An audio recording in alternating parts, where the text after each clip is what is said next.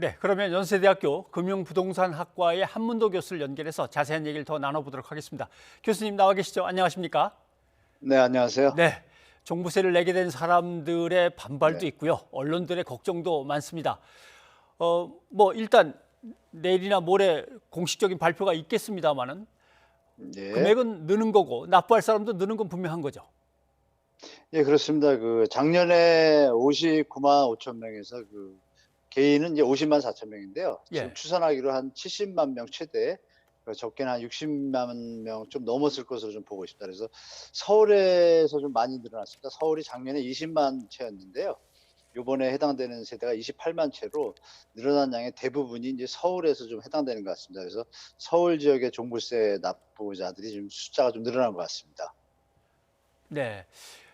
정부가 세금을 더 거두려고 종부세 세율을 확 올린 건 아닙니다. 세율은 그대로인데 그동안 집값이 크게 올랐고 또 공시지가가 그거하고 안 맞으니까 공시지가를 거기다 가서 붙여가지고 현실화 시키다 보니까 이제 세금이 종부세가 많이 내게 되는 거죠. 예, 그렇습니다. 우리 공시 가격의 어떤 현실화를 예전부터 계속 진행해 왔고요. 예. 올해가 이제 69%, 공동주택은, 단독주택은 53%에서 촘촘 올려가지고 뭐 10년에서 30년 사이에 90% 달성이 이제 현실화 계획인데요.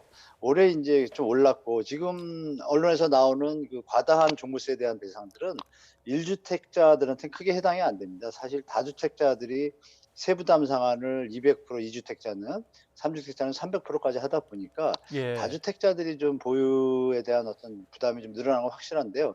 1주택자의 경우에는 어떤 뭐 세부담 완화 정책도 있고 고령자나 또 이런 부분에 대해서 또 감면 대책을 쓰기 때문에 제가 볼 때는 생각보다 그 비율이 종부세 대상자가 많지만 다주택자에 해당돼 가지고 많이 내는 부분들은 좀 적습니다. 그래서 실제 충격은 일부 그 다주택자분들한테 있겠지만 전체 1주택자 이런 분들한테는 좀 충격이 생각보다는 좀 완화된 수준으로 적용될 것 같습니다. 네.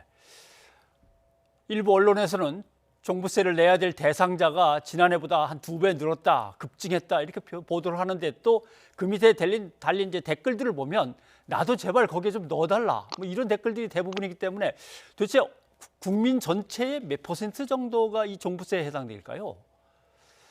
예, 제 생각에 종부세 대상에서 이제 법인 같은 걸 제외한다고 가정하면 제가 생각할 때 한 60만 명 정도로 추산합니다. 예. 그럴 경우에 이제 우리가 5,200만 인구에서 계산을 하면은 1.1%에 해당됩니다. 계산을 해보면. 그리고 만약에 그 가구에 해당되니까 가구 수로는 대한민국이 현재 2,100만 가구 수준이라고 볼 때 그걸로 계산하면 2.8%에 해당됩니다. 그래서 3% 수준이 안 되고 확대해도 좀 규모를 작게 봤을 때는 1% 수준이기 때문에 종부세 대상자가 뭐 전 국민인 것처럼 과다하게 포장하는 건 좀 잘못됐다고 보고요.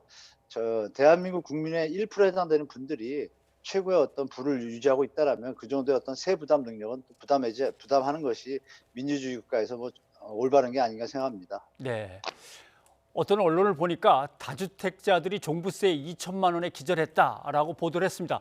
사실 집을 한 채 갖고 있다고 한다면 종부세 2천만 원을 내시려면은 강남에 한 200제곱미터 한 70평 가까이는 갖고 계셔야 되는데 아마 그런 분은 두 채, 세 채 이런 걸 갖고 계시면 그렇게 되겠죠. 이런 분들은 얼마나 될까요? 이렇게 보시면 되겠습니다. 서초동 아크로파크가 올해 이제 종부세가 한 400에서 한 600 사이입니다. 나올 예. 게. 시가가 31억 정도 합니다. 어허. 그러면 이제 1주택자일 경우인데 다주택자는 조금 이제 세율이 좀 올라간다 가정을 해도 최소한 31억짜리 한 채에다가 10억짜리 두 개 정도는 있어야 2천만 예. 원이 나오거든요. 그래서 제가 볼 때는 이 부분을 갖다 언론에서 다주택자들이 종부세 2천만 원에 기절했다.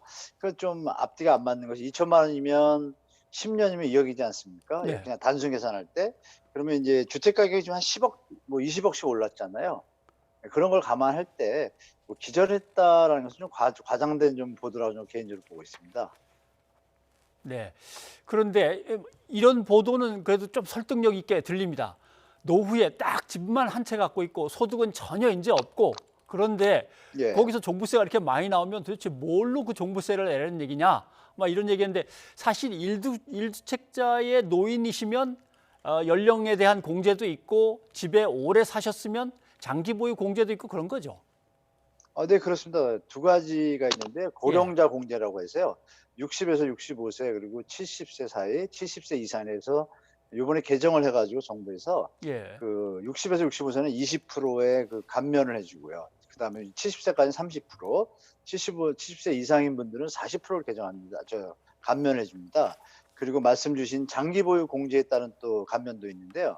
5년에서 10년일 때 20%, 15년이면 40%, 그리고 15년 이상이 되시면은 50%가 됩니다. 그러면 40% 최대 액수하고 장기 보유 50을 하면 90%가 되는데요.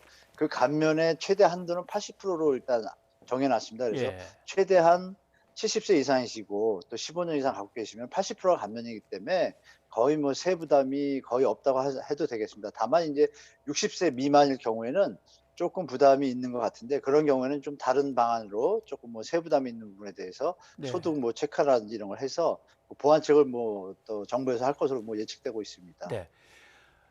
지난해 냈던 것보다 7배 올랐다 이런 기사도 있던데 7배 오를 수 있는 방법은 없지 않습니까? 상한이 있어서 지난해보다 몇 배씩 내게 되면 그걸 끊어서 더 이상은 올라가지 않도록 이렇게 낮춰주는 거 아닙니까? 네, 맞습니다. 300%이기 때문에요. 그거는 예. 좀 과장된, 어떤 경우인지 제가 좀 이해가 안 되는데 언론에서 저도 봤거든요.